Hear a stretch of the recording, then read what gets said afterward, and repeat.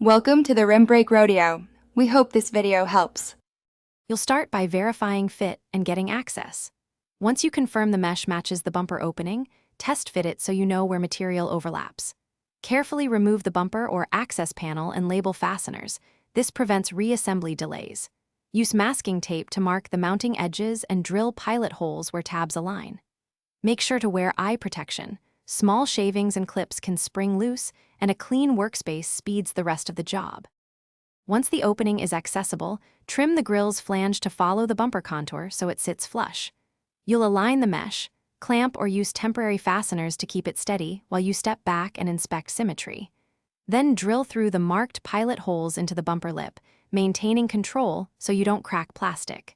Secure with rivets or stainless screws and backing plates for strength. Make sure each fastener compresses the mesh evenly to prevent ripples and wind noise. You finish by reinstalling the bumper or access panel, reconnecting any sensors and clips as you go. Once everything is reassembled, inspect gaps around the hood and lights. Small shims or repositioned fasteners can correct misalignment. Then test drive at varying speeds to listen for vibration or wind whistle.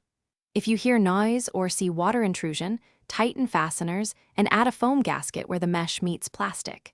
If a hole cracked during drilling, stop and use epoxy. Thanks for watching.